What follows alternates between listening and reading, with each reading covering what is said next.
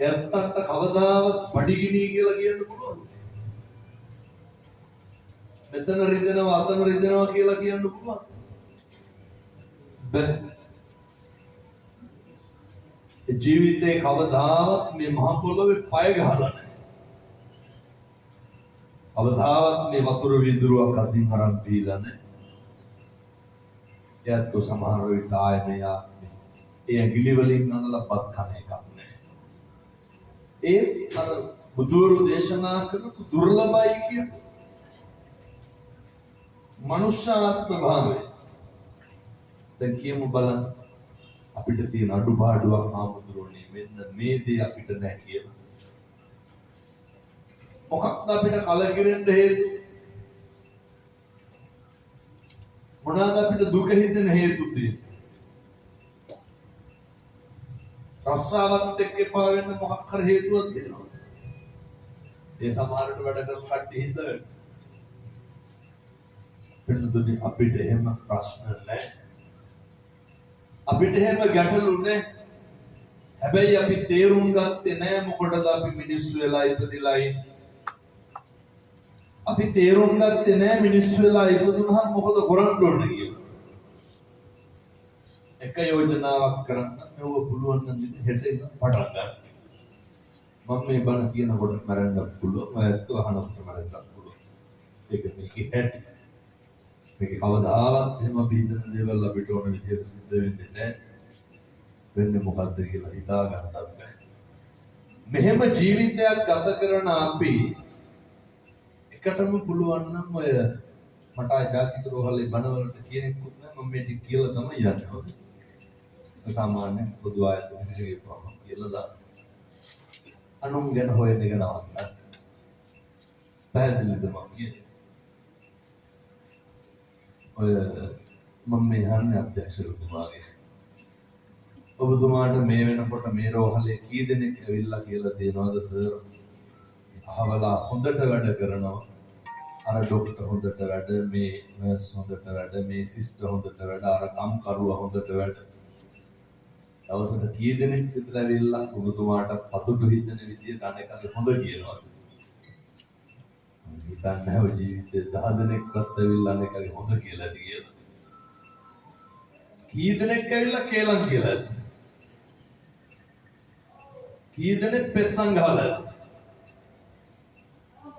ආයතන ඔය ජීවිතේ වැඩිපුරම අහලා ඇත්තේ අනුන්ගේ අඩුපාඩු අනුන්ගේ වැරදි. මේ රෝහල එහෙම කියලා කියන්නේ නැතුව මම කියන්නේ බොහෝ තැන්වල එහෙමයි. තුන්ගේ රියැක්ෂන් වලින් මට හිතෙන්නේ මේ රෝහලේ තරම් වෙන කොහෙවත් එහෙම කියන්නේ නැහැ කියලා. ඔය බොහෝ තැන්වල එහෙමයි. මිනිස්සු තමන්ගේ ජීවිතේ වැඩිපුරම කරන්නේ අනුන් ගැන හොයන එක. මේ කොහොමද දැම්මත් බලන්න පුළුවන්. ඔය කාගේ හරි ෆෝන් එකකට ටිකක් සද්දට කෝල් එකක් එන්න ඕනේ. මොකද කරන්නේ එතකොට? සේරම බලන්න චක්චොක් ගාලා ඉවරයි.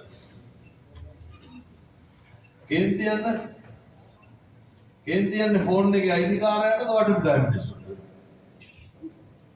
මොකටද අනුන්ගේ ෆෝන් වල දෙන කෝල් වලට අපි බ්ලොක් වෙන්නේ? කොහොමද කත පුරුදු? ජීවිතේ පුරුදු වෙන.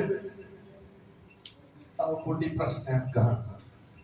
මම ගොඩක් වෙලා මම කියන්නේ නැහැ. ඔය කවදා හරි ඔය ජීවිතවල පුනරප කියලා තියෙනවද නැහැ? පරසවචන. කොහොමද ජීවිතේ දෙපාරක්වත් කියලා දිනේ මෙහෙනකොට. එවැඩිය මොන දෙකද පුනරප පළලති පබෝදි ගන්නවා. ඔය කියපු තරමක් පුනරප කිව්වේ. කියලා බැන්නේ අපිටද අනුන්ටද? ඔය ජීවිතේ මේ පින්නතුන් කවදාවත් තෝ කියලා කතා කරුවා නම් කතා කරුවේ කාටද? අපි අපිට තෝ කියලා බඳ ගන්නවා. අපි අපිට මොනහරපෙන් බඳ ගන්නවා. කාටද බයින්නේ?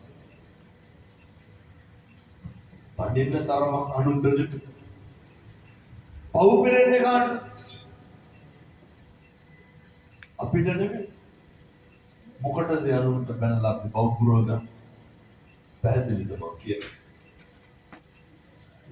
මිනිස්සු වෛර කරන්නේ කාටද?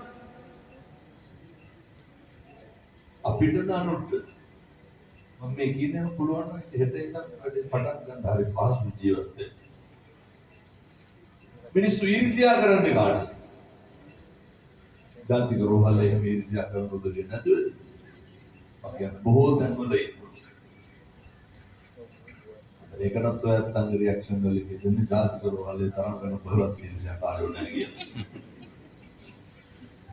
මිනිස්සු හරි ඊර්ෂ්‍යා. මිනිස්සු කැමති නැහැ කවදාවත් අනේකට හරියනවට. මිනිස්සු හරි කැමති අපිට වරදිනවට. මිනිස්සු ඊර්ෂ්‍යා කරන්න යනකොට පව් පිරෙන්නේ කාටද? අපිට. මිනිස්සු දෙස් දෙවල් තියන්නේ කාටද? අර පොල් හැම කාලක් තියෙන ජීවිතේ නේ. මම කියන්නේ උයන්ට බහින්න නෙමෙයි අර ගහනවා නේද? එහෙන ගහපන් ඇඹරියම් සුදුයන් කීයා ගහනවා. අම්බරනෝ නේද අර මිනිස්සු. මොකටද අම්බරන්නේ? මාළු පිණි හදලා යන්නේ නෙමෙයි අර මේ. අර කියනවා කොහෙද මම හිතන්නේ ගොළු වෙන්න ආරමේ කියලා කරනවා. මිනිස්සු දෙස් දෙවල් කියන තරමක් කියන්නේ කාටද? අපිට දානුන්ට.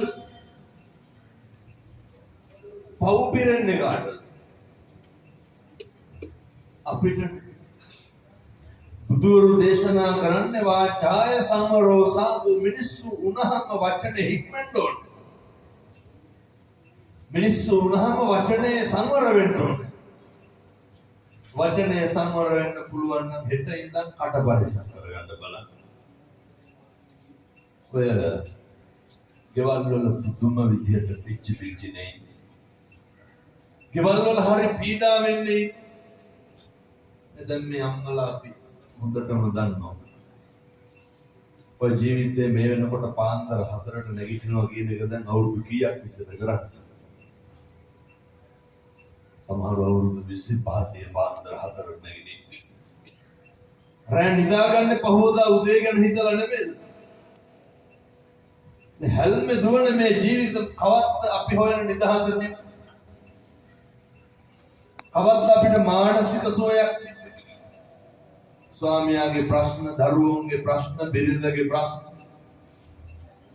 සමහර විට රැට නිදාගන්න අඬ හිතේ බොහොම කම්පාවෙන් කඳුලේ.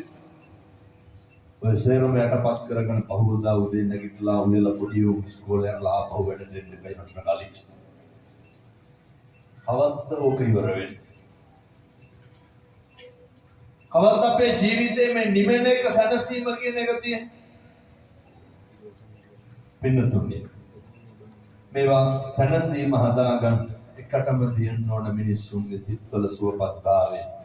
කොහොමද සුවපත්භාවය ඇති වෙන්නේ? ඔය අර බුදුරු ගන්නනවානේ වචනේ සංවර වෙන්න ඕනේ. හෙට ඉඳන් කිසි කෙනෙකුට තෝ කියලා කතා කරන්න එපා. මතක තියාගන්න. හෙට ඉඳන් කිසි කෙනෙකුට කුණුහරුපයක්වත් කියන්න එපා. අත්තන්ට මේක ඕනනම් බලන්න පුළුවන්. දැන් ඔය බණහල යන ගමන් කාට හරි තෝතෝ කිය යන්න. මිනිස්සුන්ට කේන්ති යන්නේ තෝ කියලා කතා කරනකොට ඔයා කියලා කතා කරනවා.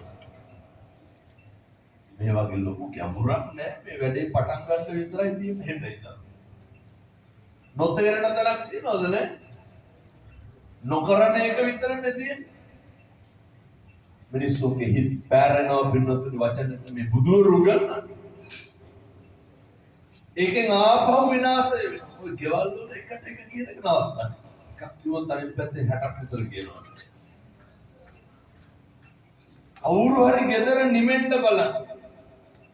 අපේ ගෙවල් වල